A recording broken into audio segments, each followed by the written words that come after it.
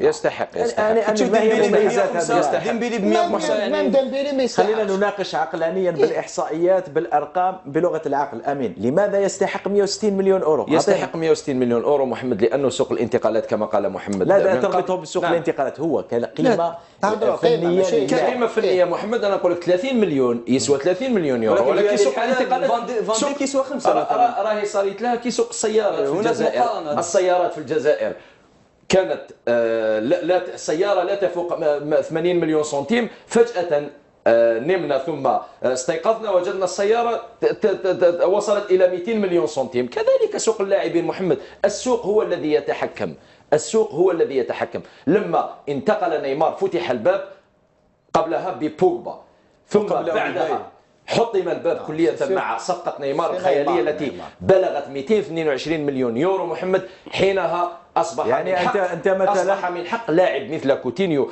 رائع. لم تعطينا حقائق، لم تعطينا إحصائيات لماذا يستحق 160 مليون أورو. أمين، قلت لك محمد أنه لاعب يراوغ، لاعب مهاري، لاعب فنان، لاعب يسجل من كل الزوايا، لاعب يسجل المخالفات، لاعب يملك تسديدات، لاعب انطلاقاته محمد رائعة، لاعب مراوغ بشكل مجنون محمد، يراوغ 3 أو 4 لاعبين محمد بطريقة سهلة جدا وببساطة. بكل بساطة محمد.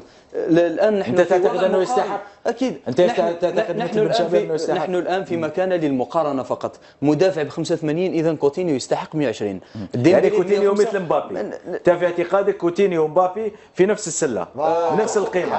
160 لمبابي، 160 لكوتينيو بالقاسم.